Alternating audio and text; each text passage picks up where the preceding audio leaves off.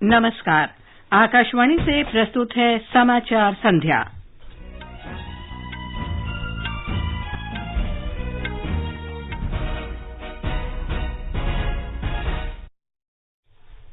केंद्रीय मंत्रिमंडल ने भारत को 2047 तक ऊर्जा क्षेत्र में आत्मनिर्भर बनाने के लिए जैव ईंधन राष्ट्रीय नीति में संशोधन को मंजूरी दी। राष्ट्रपति रामनाथ कोविंद ने जमैका की संसद के संयुक्त अधिवेशन में कहा, भारत जमैका की 2030 की परिकल्पना को साझा करता है। नागरिक उड्डयन मंत्री ज्योतिरादित्य सिंधिया ने कहा, देश में तेजी से विकसित हो रहे ड्रोन क्षेत्र में युवाओं के लिए रोजगार के अनेक अवसर पैदा होंगे। सूचना और प्रसारण मंत्री अनुराग सिंह ठाकुर ने कान फिल्म महोत्सव में भारतीय मंडप का उद्घाटन किया। उन्होंने सभी को इस वर्ष गोवा में अंतर्राष्ट्रीय फिल्म महोत्सव के लिए आमंत्रित किया। आजादी के अमृत महोत्सव के अंतर्गत इस वर्ष 75 विद्यार्थी उपग्रह प्रक्षेपित किए जाएंगे। उच्चतम न्यायालय ने अखिल भारतीय फुटबॉल संघ के लिए 3 सदस्यीय प्रशासनिक समिति का गठन किया। निकहत जरीन इस्तांबुल में विश्व मुक्केबाजी चैंपियनशिप के फाइनल में पहुंची। और आईपीएल क्रिकेट में लखनऊ सुपर जायंट्स और कोलकाता नाइट राइडर्स के बीच मुकाबला जारी।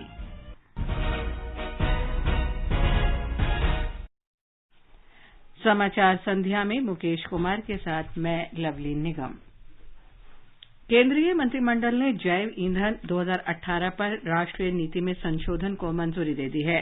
संशोधन का उद्देश्य जैव ईंधन के उत्पादन के लिए अधिक फीड स्टॉक की अनुमति देना, पेट्रोल में इथेनॉल के 20% मिश्रण के लक्ष्य को अगले वर्ष 1 अप्रैल तक आगे बढ़ाना और देश में जैव ईंधन के उत्पादन को बढ़ावा देना है।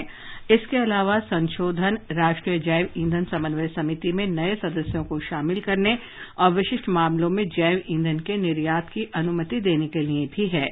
इन संशोधनों से मेक इन इंडिया अभियान का मार्ग प्रशस्त होगा, जिससे जैव ईंधन के उत्पादन बढ़ने से पेट्रोलियम उत्पादों के आयात में कमी आएगी। केंद्रीय मंत्रिमंडल ने होल्डिंग और मूल सार्वजनिक क्षेत्र के उपक्रमों के निदेशक मंडल को उनकी किसी भी सहायक इकाइयों और संयुक्त उद्यमों में हिस्सेदारी के विनिवेश या बंद करने की प्रक्रिया की सिफारिश करने के अधिकार के प्रस्ताव को मंजूरी दे दी है। मंत्रिमंडल ने महारत्न सार्वजनिक क्षेत्र के उद्यमों के होल्डिंग और मूल सार्वजनिक क्षेत्र के उपक्रमों में विनिवेश हिस्सेदारी की बिक्री के लिए सैद्धांतिक मंजूरी देने के लिए वैकल्पिक तंत्र को अधिकार देने के प्रस्ताव को भी स्वीकृति दे दी है। देश में तेजी से विकसित हो रहे ड्रोन क्षेत्र में युवाओं के लिए रोजगार के अनेक अवसर सृजित होंगे। आने वाले वर्षों में मानव रहित हवाई वाहनों की विभिन्न श्रेणियों के संचालन के लिए 1 लाख से अधिक ड्रोन पायलटों की आवश्यकता होगी। आकाशवाणी समाचार से विशेष बातचीत में नागरिक उड्डयन मंत्री ज्योतिरादित्य सिंधिया ने कहा कि ड्रोन क्षेत्र में रोजगार के बड़े अवसर हैं और ड्रोन के निर्माण और रखरखाव के क्षेत्र में रोजगार के लाखों अवसर पैदा होने जा रहे हैं। भारत को वर्ष 2030 तक ड्रोन का वैश्विक केंद्र बनाने की सरकार की महत्वाकांक्षा का उल्लेख करते हुए श्री सिंधिया ने कहा कि सरकार ने इस क्षेत्र को बढ़ावा देने के लिए एक बहुआयामी दृष्टिकोण अपनाया है। उन्होंने कहा कि बाजार हितैषी नीति अपनाने ड्रोन निर्माताओं को उत्पादन से संबद्ध प्रोत्साहन योजना के अंतर्गत मांग सृजन पर जोर दिया गया है। Both on the manufacturing side, I see this as a huge opportunity. It's an industry which has only a 60 crore turnover today.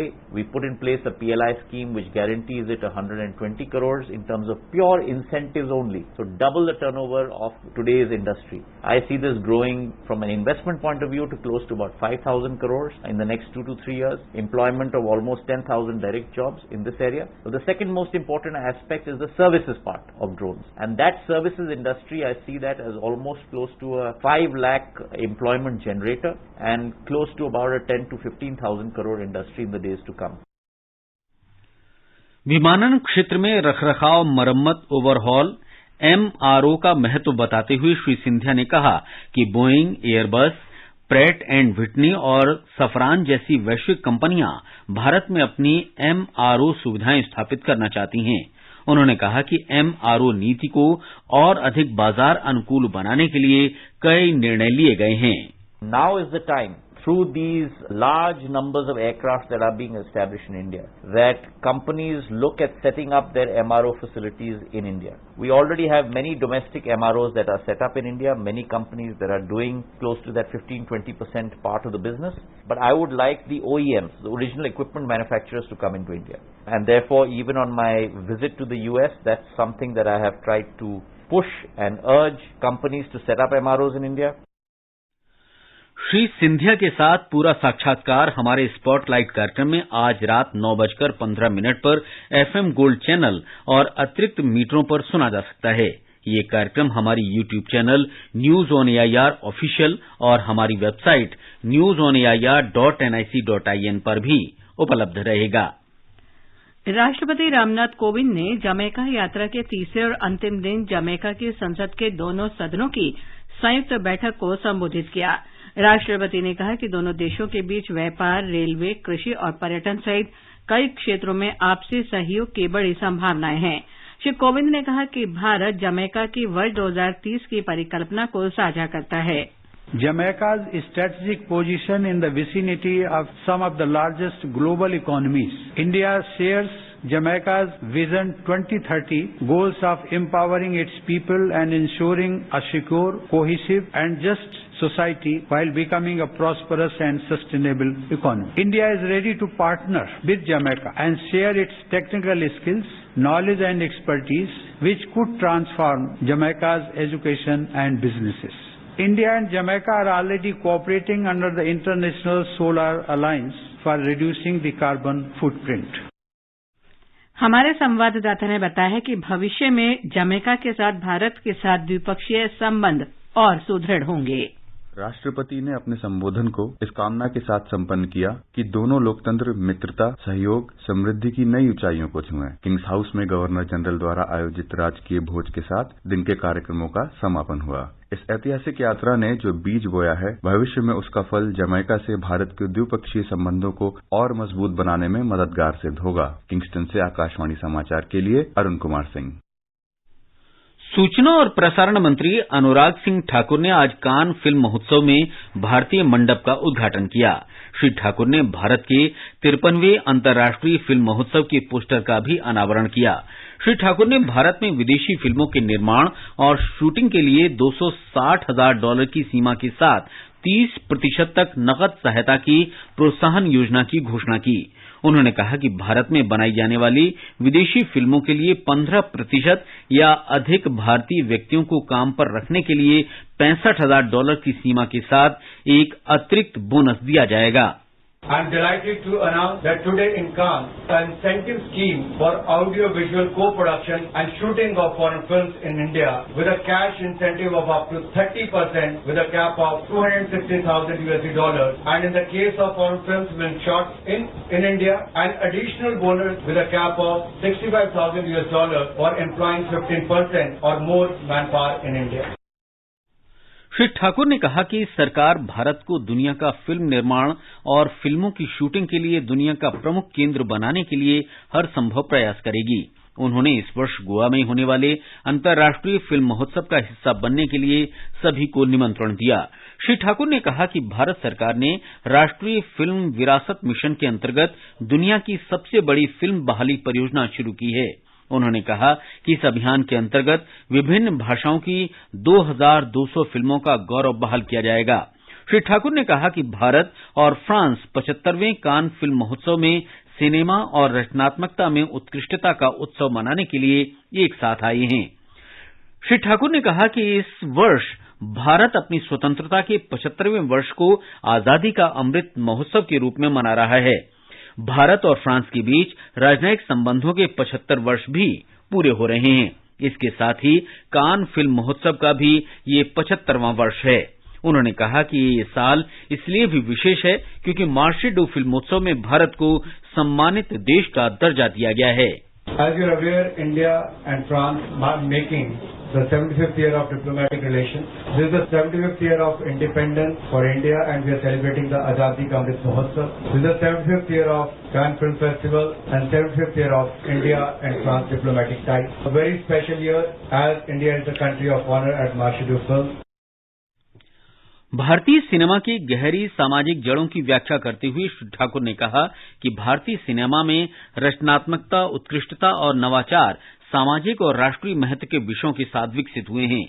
उन्होंने कहा कि भारतीय सिनेमा ने भारतीय लोगों के मूल्यों, विश्वासों और अनुभवों के साथ आशाओं, सपनों और उपलब्धियों को भी प्रदर्शित किया है। The Indian film industry over the past 110 years has epitomized India's civilization culture of storytelling, from wall paintings to text, from television to theatre, and from reels to virtual reality. We can very proudly say that हमारे पास सिर्फ film industry नहीं, हमारे पास cinema है।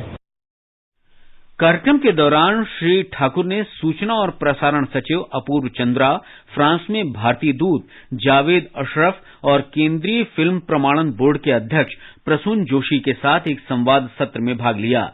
अभिनेता Deepika Padukone, are Madhavan, Nawazuddin Siddiqui, तमन्ना भाटिया, पूजा हेगड़े और Urvashi Rautela, film निर्देशक शेखर कपूर, संगीतकार AR Rahman और गायक मामे खान भी इसमें शामिल हुए।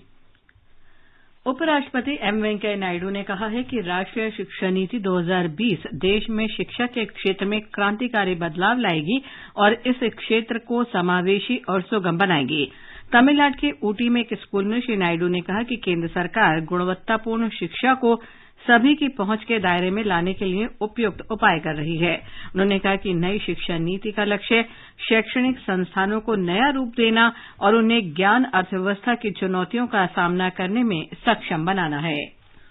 केंद्र सरकार ने सुरक्षा और विश्वास का माहौल तैयार करने और साइबर सुरक्षा के मामलों के ऑनलाइन समाधान के लिए कई कदम उठाए हैं। इलेक्ट्रॉनिक्स और सूचना प्रौद्योगिकी राज्य मंत्री राजीव चंद्रशेखर ने आज नई दिल्ली में साइबर सुरक्षा निर्देशों के बारे में अक्सर पूछे जाने वाले प्रश्नों का दस्तावेज जारी करते हुए ये बात कही। उन्होंने कहा कि साइबर सुरक्षा चुनौतियों से निपटने के लिए वर्ष 2019 से 2020 के बीच 809 करोड़ रुपए से अधिक की राशि खर्च की गई। उन्होंने बताया कि बुनियादी ढांचे के बारे में जानकारी, उपकरण और साइबर स्वच्छता केंद्रों के लिए वर्ष 2022-23 में 515 करोड़ रुपए आवंटित किए गए। श्री चंद्रशेखर ने कहा कि सरकार का मुख्य उद्देश्य ऑनलाइन सुरक्षा, विश्वास और जवाबदेही सुनिश्चित करना है। सरकारी e market place GeM common service centre e governments India private limited और डाक विभाग ने सरकारी खरीद में अंतिम स्तर के खरीदारों, विक्रेताओं और सेवा प्रदाताओं को शामिल करने के लिए आज एक समझौता ज्ञापन पर हस्ताक्षर किए। देश भर में लगभग 4.5 लाख जन सेवा केंद्रों और लगभग 1.5 लाख डाकघरों को अंतिम स्तर के सरकारी खरीदारों, विक्रेताओं और सेवा प्रदाताओं की सहायता के लिए प्रशिक्षित किया जाएगा। GeM के मुख्य कार्यकारी अधिकारी PK सिंह ने बताया कि इस साझेदारी से जन सेवा केंद्रों और डाकघरों के ऑनलाइन और बुनियादी ढांचे का उपयोग करते हुए GeM पर अंतिम स्तर के हितधारकों की भागीदारी सुनिश्चित होगी। ये समाचार हमारी वेबसाइट newsonair.com/hindi और हमारे mobile app news on AIR पर भी उपलब्ध हैं। कंपटीशन की अगर आप कर रहे हैं तैयारी तो उनके लिए ऑल इंडिया रेडियो पर हम लाए हैं अभ्यास, एक ऐसा कार्यक्रम जिसमें आप पूछेंगे सवाल व्हाट्सएप नंबर 9289094044 पर या फिर ईमेल करेंगे abhyas.airnews@gmail.com पर और हमारे विशेषज्ञ देंगे इसका जवाब। इस बार का विषय है एंथ्रोपोलॉजी और सवाल भेजने की अंतिम तारीख है 18 मई। आपका अभ्यास हमारा प्रयास।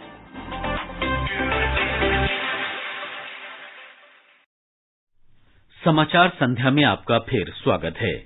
आगे बढ़ने से पहले मुख्य समाचारों पर एक नजर। केंद्रीय मंत्रिमंडल ने भारत को 2047 तक ऊर्जा क्षेत्र में आत्मनिर्भर बनाने के लिए जैव ईंधन राष्ट्रीय नीति में संशोधन को मंजूरी दी। राष्ट्रपति रामनाथ कोविंद ने जमैका की संसद के संयुक्त अधिवेशन में कहा, भारत जमैका की 2030 की परिकल्पना को साझा करता है। नागरिक उड्डयन मंत्री ज्योतिरादित्य सिंधिया ने कहा, देश में तेजी से विकसित हो रहे ड्रोन क्षेत्र में युवाओं के लिए रोजगार के अनेक अवसर पैदा होंगे। सूचना और प्रसारण मंत्री अनुराग सिंह ठाकुर ने कान फिल्म महोत्सव में भारतीय मंडप का उद्घाटन किया। उन्होंने सभी को इस वर्ष गोवा में अंतर्राष्ट्रीय फिल्म महोत्सव के लिए आमंत्रित किया। आजादी का अमृत महोत्सव के अंतर्गत इस वर्ष 75 विद्यार्थी उपग्रह प्रक्षेपित किए जाएंगे। उच्चतम न्यायालय ने अखिल भारतीय फुटबॉल संघ के लिए 3 सदस्यीय प्रशासनिक समिति का गठन किया। निखत जरीन इस्तांबुल में विश्व मुक्केबाजी चैंपियनशिप के फाइनल में पहुंची और आईपीएल क्रिकेट में लखनऊ सुपर जायंट्स और कोलकाता नाइट राइडर्स के बीच मुकाबला जारी। अंतरिक्ष विभाग के सचिव एस सोमनाथ ने कहा है कि देश की आजादी के 75वें वर्ष के उपलक्ष्य में आजादी का अमृत महोत्सव के अवसर पर इस वर्ष 75 छात्रों के उपग्रह प्रक्षेपित करने की योजना है। भारतीय अंतरिक्ष विभाग और भारतीय अंतरिक्ष अनुसंधान संगठन इसरो को निजी क्षेत्र के लिए खोले जाने के बाद 2 वर्ष में 55 से अधिक स्टार्टअप्स ने इसरो के साथ पंजीकरण कराया है। विज्ञान और प्रौद्योगिकी मंत्री डॉक्टर जितेंद्र सिंह ने ये बात सभी विज्ञान मंत्रालयों और विभागों की 4थी संयुक्त बैठक की अध्यक्षता करते हुए कही। उन्होंने कहा कि 55 प्रस्तावों में से 29 उपग्रह, 10 अंतरिक्ष अनुप्रयोगों, 8 प्रक्षेपण वाहन और 8 ग्राउंड सिस्टम और अनुसंधान से संबंधित हैं। उन्होंने कहा कि स्टार्टअप के 9 प्रस्तावों के चालू वित्त वर्ष में पूरा होने की उम्मीद है। केंद्र ने राज्यों से कहा है कि वे बिजली उत्पादन कंपनियों को मिश्रण के लिए कोयला आयात करने के तत्काल उपाय करने के निर्देश दें ताकि वर्षा ऋतु में उनकी कोयले की जरूरतें पूरी की जा सकें। विद्युत मंत्री आरके सिंह ने इस बारे में राज्यों को पत्र लिखा है। हरियाणा, उत्तर प्रदेश, कर्नाटक और पश्चिम बंगाल को लिखे अलग अलग पत्रों में श्री सिंह ने इस बात पर चिंता व्यक्त की कि इन राज्यों ने कोयला आयात करने के लिए निविदा प्रक्रिया या तो शुरू नहीं की है या फिर पूरी नहीं की है। स्वास्थ्य राज्य मंत्री डॉक्टर भारती पवार ने आज नई दिल्ली में डॉक्टरों, नर्सों और पैरामेडिक्स कर्मचारियों के लिए राष्ट्रीय आपात जीवन रक्षक सहायता NELS पाठ्यक्रम का शुभारंभ किया। प्रशिक्षण कार्यक्रम के अलावा NELS पाठ्यक्रम को लागू करने के लिए सभी राज्यों और केंद्र शासित प्रदेशों में प्रशिक्षण संबंधी बुनियादी ढांचे का विकास करना भी शामिल है। डॉक्टर पवार ने कहा कि देश में स्वास्थ्य देखभाल पेशेवरों को विदेशी मॉड्यूल और पैसा खर्च करके महंगे चिकित्सा पाठ्यक्रमों पर निर्भर रहना पड़ता था। उन्होंने कहा कि मेक इन इंडिया और आत्मनिर्भर भारत की नीति को मूर्त रूप देते हुए NELS एक उच्च मानकों वाला पाठ्यक्रम प्रदान करता है। गृह सचिव अजय कुमार भल्ला ने आज नई दिल्ली में राज्यों और केंद्र शासित प्रदेशों के राहत आयुक्तों और आपदा प्रबंधन विभागों के सचिवों के वार्षिक सम्मेलन का उद्घाटन किया। 2 दिन का यह सम्मेलन दक्षिण पश्चिम मानसून के दौरान राज्यों और केंद्र शासित प्रदेशों की प्राकृतिक आपदाओं से निपटने की तैयारी की समीक्षा करने के लिए आयोजित किया गया है। श्री भल्ला ने राज्य सरकारों और केंद्र सरकार के अधिकारियों से कहा कि वो बेहतर तैयारी करें ताकि बाढ़, चक्रवात, चट्टानें खिसकने जैसी आपदाओं में कम से कम क्षति हो। गुजरात में मोरबी जिले के हलवाड़ क्षेत्र में नमक फैक्ट्री की एक दीवार ढह जाने से 12 श्रमिक मारे गए हैं। दुर्घटना के समय फैक्ट्री में 30 मजदूर कार्य कर रहे थे। मृतकों में 6 एक ही परिवार के सदस्य बताए गए हैं। प्रधानमंत्री नरेंद्र मोदी ने दुर्घटना पर दुख व्यक्त किया है। श्री मोदी ने मृतक के परिवार को 2 लाख रुपए और घायलों को 50-50 हजार रुपए प्रधानमंत्री राष्ट्रीय राहत कोष से देने की घोषणा की है। मुख्यमंत्री भूपेंद्र पटेल ने प्रत्येक मृतक के परिजन को मुख्यमंत्री राहत कोष से 4 लाख रुपए की अनुग्रह राशि देने की घोषणा की है। गुजरात प्रदेश कांग्रेस के कार्यकारी अध्यक्ष हार्दिक पटेल ने पार्टी के सभी पदों से त्यागपत्र दे दिया है। उन्होंने कहा कि वे पार्टी का पद और प्राथमिक सदस्यता छोड़ रहे हैं। उन्हें उम्मीद है कि उनके सभी साथी और गुजरात के लोग इस फैसले का स्वागत करेंगे। दक्षिण कश्मीर में अनंतनाग जिला प्रशासन अमरनाथ यात्रियों के लिए सुविधाओं के आवश्यक प्रबंधन और वार्षिक तीर्थ यात्रा को सफल बनाने के लिए सभी उपाय कर रहा है। अमरनाथ यात्रा 30 जून को शुरू होगी और 11 अगस्त तक चलेगी। आकाशवाणी समाचार के साथ विशेष भेंट में जिला मजिस्ट्रेट डॉक्टर पीयूष सिंगला ने बताया कि 36 किलोमीटर लंबे परंपरागत पहलगाम मार्ग पर चुने हुए स्थानों पर ऑक्सीजन उपलब्ध कराने की व्यवस्था की जाएगी। प्रशासन ने यात्रा को खुले में शौच जाने से मुक्त बनाने का संकल्प लिया है। उत्तराखंड में इस वर्ष अब तक 5,72,000 से अधिक तीर्थयात्रियों ने 4 धाम यात्रा की है। यात्रियों की सुविधा को ध्यान में रखते हुए यात्रा के लिए पंजीकरण कराना अनिवार्य है। यदि किसी तीर्थयात्री ने पंजीकरण नहीं कराया है तो उसे ऋषिकेश से ही वापस भेजा जा रहा है। मुख्यमंत्री पुष्कर सिंह धामी ने तीर्थयात्रियों से अपील की है कि वे डॉक्टर से परामर्श के बाद ही यात्रा करें। आजादी का अमृत महोत्सव के अंतर्गत आइए अब सुनते हैं आकाशवाणी की विशेष प्रस्तुति आजादी का सफर। आजादी का अमृत महोत्सव।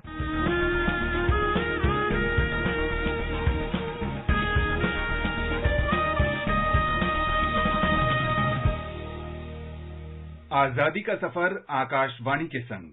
भारत का शानदार स्वाधीनता संघर्ष आधुनिक विश्व के महानतम संघर्षों में से एक है। आकाशवाणी से हम आपके लिए प्रतिदिन ला रहे हैं इस शानदार संघर्ष की झलक।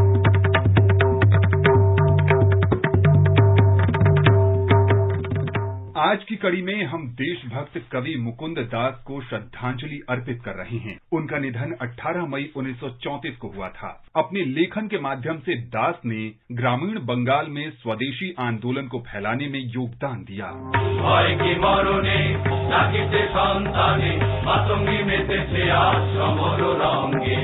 मुकुंद दास का जन्म 22 फरवरी 1878 को मुंशीगंज जिले में हुआ था, जो अब बांग्लादेश में है। जब वे 7 वर्ष के थे तो उनका परिवार बारिसाल चला गया, जहां वे स्थायी रूप से बस गए। दास अपने पिता से वैष्णव भजन सुनते हुए बड़े हुए और स्वयं भी भजन लिखने और गाने लगे। वे बंगाली शिक्षाविद और देशभक्त अश्विनी कुमार दत्त के कारण राष्ट्रवादी आंदोलन में शामिल हुए। दास ने साधु रासनंद ठाकुर से वैष्णव धर्म की दीक्षा ली।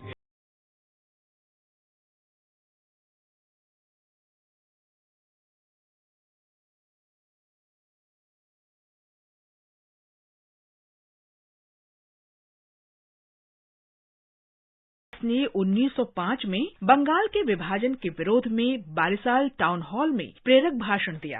दत्त चाहते थे कि नेताओं के संदेश नाटकों के माध्यम से गांवों तक पहुंचाए जाएं। मुकुंद दास अश्विनी कुमार दास के भाषण से अत्यधिक प्रभावित हुए। उन्होंने महान देशभक्त की इच्छा पूरी करने का इरादा किया। 3 महीने में ही उन्होंने मातृ पूजा नाटक की रचना कर ली। इस नाटक का मुख्य विषय देशभक्ति और स्वाधीनता आंदोलन था।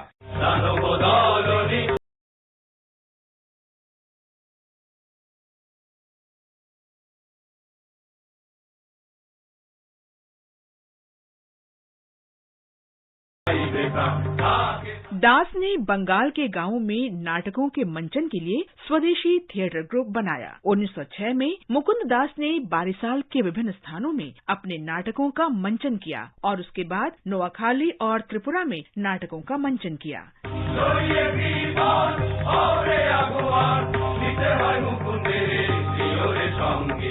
2 वर्ष तक सफलता पूर्वक संचालन के दौरान मातृ पूजा ने बंगाल के लोगों के दिलों में देशभक्ति की भावना का संचार किया। प्रेस ने इस नाटक का और अधिक प्रचार प्रसार किया। वंदे मातरम, युगांतर, संध्या, नवशक्ति, प्रवासी और मॉडर्न रिव्यू ने इस नाटक को लोकप्रिय बनाने में महत्वपूर्ण भूमिका निभाई। पूर्वी बंगाल और असम की नवगठित सरकार ने हिंसा भड़काने के आरोप लगाते हुए नाटक पर कड़े प्रतिबंध लगाए। 1908 में पुलिस ने दास को उस समय रोक लिया जब वे बागेरहाट में नाटक का मंचन करने का प्रयास कर रहे थे। मुकुंद दास को गिरफ्तार कर लिया गया और राजद्रोह के आरोप में 3 वर्ष के लिए जेल भेज दिया गया।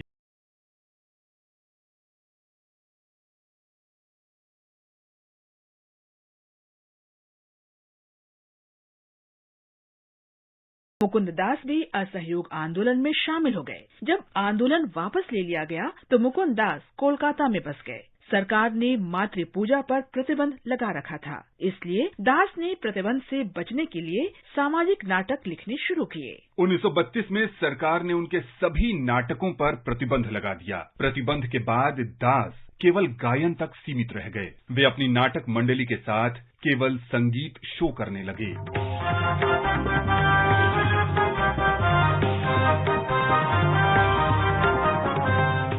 मुकुंद दास का निधन 18 मई 1934 को हुआ। उनके लेखन का अपार संग्रह दशकों तक भारत के लोगों को प्रेरित करता रहा। महान राष्ट्रवादी को शत शत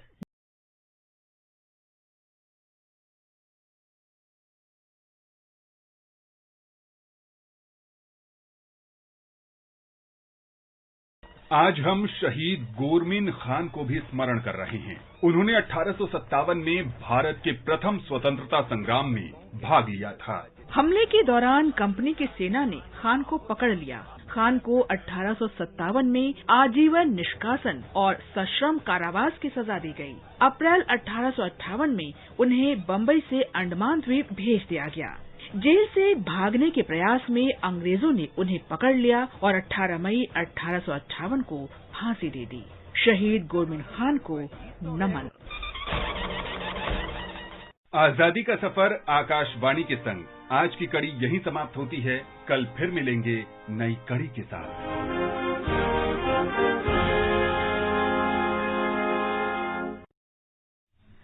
प्रधानमंत्री नरेंद्र मोदी कल सवेरे वडोदरा के करेली बाग में आयोजित युवा शिविर को वीडियो कॉन्फ्रेंसिंग के माध्यम से संबोधित करेंगे। शिविर का आयोजन श्री स्वामीनारायण मंदिर कुंडलधाम और श्री स्वामीनारायण मंदिर करेली बाग वडोदरा में किया जा रहा है। इसका उद्देश्य एक भारत श्रेष्ठ भारत, आत्मनिर्भर भारत तथा स्वच्छ भारत जैसी पहल के माध्यम से युवाओं को एक नए भारत के निर्माण में भागीदार बनाना है। उच्चतम न्यायालय ने अखिल भारतीय फुटबॉल महासंघ के मामलों का प्रबंधन देखने के लिए शीर्ष अदालत के पूर्व न्यायाधीश A.R. दवे की अध्यक्षता में प्रशासकों की 3 सदस्यीय समिति की नियुक्ति की है। प्रशासकों की 3 सदस्यीय समिति में पहले 2 सदस्य पूर्व मुख्य चुनाव आयुक्त डॉक्टर S.Y. कुरैशी और सेवानिवृत्त न्यायमूर्ति दवे के अलावा भारतीय फुटबॉल टीम के पूर्व कप्तान भास्कर गांगुली होंगे। शीर्ष अदालत ने कहा है कि अखिल भारतीय फुटबॉल महासंघ की मौजूदा स्थिति फुटबॉल महासंघ के संचालन के हित में नहीं है। निखत जरीन इस्तांबुल में IBA महिला विश्व मुक्केबाजी चैंपियनशिप में 52 किलोग्राम वर्ग के फाइनल में पहुंच गई हैं। सेमीफाइनल में निकहत ने ब्राजील की कैरोलिन डे अल्मीडा को 5-0 से पराजित किया। वहीं 57 किलोग्राम में मनीषा मून और 63 किलो में परवीन हुड्डा को कांस्य पदक से संतोष करना पड़ा। फाइनल मुकाबले कल और शुक्रवार को खेले जाएंगे। IPL क्रिकेट में कोलकाता नाइट राइडर्स के साथ मैच में लखनऊ सुपर जायंट्स ने ताजा समाचार मिलने तक 10 ओवर में बिना किसी नुकसान के 83 रन बना लिए थे। लखनऊ ने टॉस जीतकर बल्लेबाजी का फैसला किया। अंक तालिका में लखनऊ तीसरे और कोलकाता नाइट राइडर्स 6ठे स्थान पर है। और अब आर्थिक जगत की खबरों के साथ हैं विशाल शर्मा।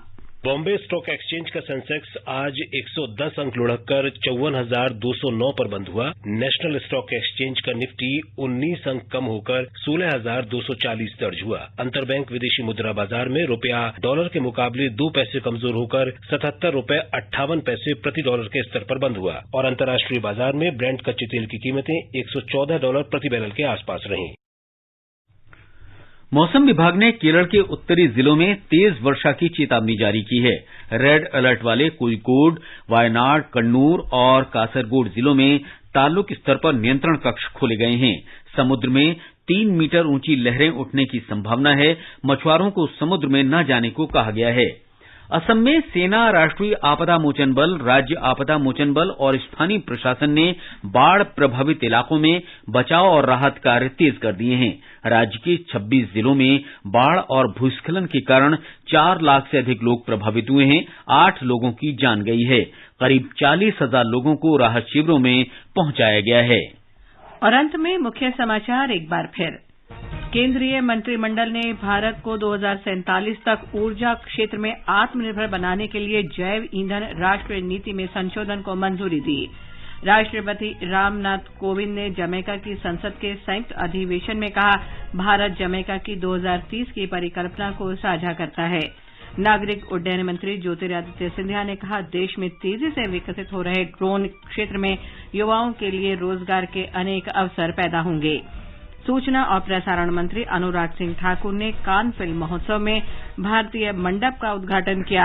उन्होंने सभी को इस वर्ष गोवा में अंतर्राष्ट्रीय फिल्म महोत्सव के लिए आमंत्रित किया। आजादी के अमृत महोत्सव के अंतर्गत इस वर्ष विद्यार्थियों के 75 उपग्रह प्रक्षेपित किए जाएंगे। उच्चतम न्यायालय ने अखिल भारतीय फुटबॉल संघ के लिए 3 सदस्यीय प्रशासनिक समिति का गठन किया। निखत जरीन इस्तांबुल में विश्व मुक्केबाजी चैंपियनशिप के फाइनल में पहुंची और IPL क्रिकेट में लखनऊ सुपर जायंट्स और कोलकाता नाइट राइडर्स के बीच मुकाबला जारी। इसके साथ ही समाचार संध्या का ये अंक समाप्त हुआ। नमस्कार।